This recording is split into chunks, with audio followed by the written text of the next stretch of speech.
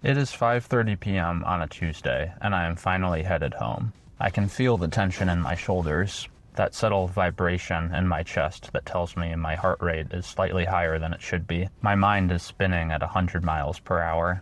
The reason for that tension is simple. I overcommitted today. Most project managers believe that being available is the same as being valuable. Today, I want to talk about the gap between staying busy and actually performing. I'm going to show you why staying on at all hours is making you less effective and actually holding back your progress. In this video, you will see that the yeses we give without a plan, especially when we feel pressured to be responsive, eventually become commitments we can't keep. That cost shows up in every part of your life: your work, your family, and your faith.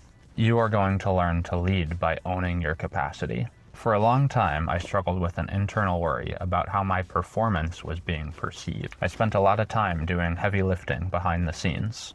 I'm looking for gaps in the schedule, reviewing cost reports, or finding errors in a complex set of drawings. Because that work is quiet and happens behind a screen, I was constantly anxious that my supervisors didn't see the effort that I was putting in. I fell into a habit of thinking that saying yes to every request was the best way to show that I was contributing.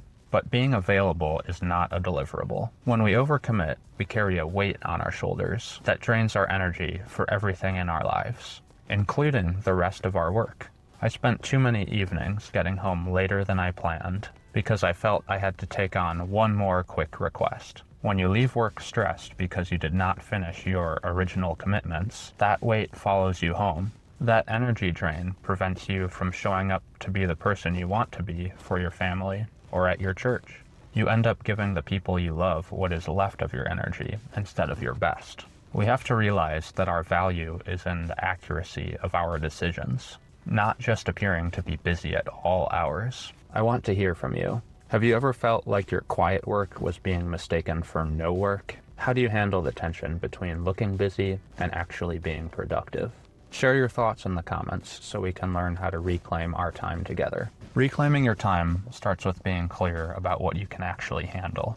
I use a system of time-blocking activity buckets in my calendar. I create buckets for big things like schedule updates or budget reviews. It turns my availability into a plan that I can actually see. Just last week, my supervisor came to my desk and asked if I could work on a conceptual budget for a new project.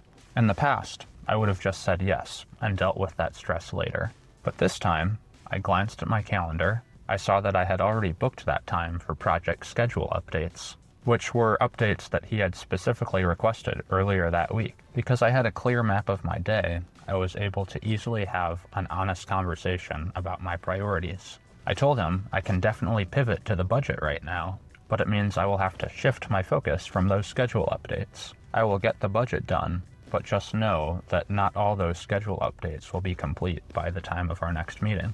By communicating that trade-off in the moment, the pressure was gone. He understood the priority, and I was relieved of the pressure of trying to do both tasks perfectly. I was no longer just reacting. I was a professional managing the project needs. You also have to be able to discern when you can delegate a task to an APM or a PE. Just because a supervisor specifically asks you to do something, it does not mean you have to be the one who physically does it. True leadership is reserving your time for high-leverage tasks. If a task does not require your specific expertise, you have the responsibility to delegate it. When you train your team to handle the daily logs or the submittal reviews, you protect your capacity for the decisions that only you can make.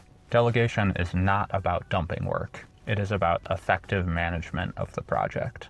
The feeling of accomplishment at the end of the day is directly tied to meeting expectations. When you meet the goals you set for yourself and the expectations that others have of you, you feel good, you feel productive. But when you overpromise, you are setting yourself up for failure before the day even starts. When you align your priorities with your supervisor, you leave the office with a sense of completion. You can be fully present with your family because you know that you did exactly what was required. Managing your capacity leads to peace. It allows you to show up for your family without being overloaded by a pile of incomplete tasks. I follow this strategy because I believe we are called to lead with wisdom.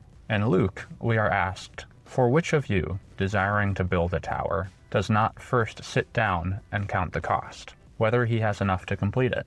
Diligence is not just working hard. It is counting the cost of your time before you give your word. It is making sure that your yes actually means yes. In a previous video, we talked about a strategy for winning the first 60 minutes of your day.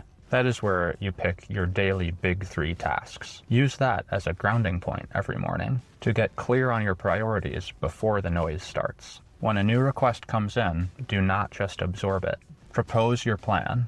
Reclaim your confidence by leading with a map of your time. Stay prepared and lead with clarity. I will see you on the next one.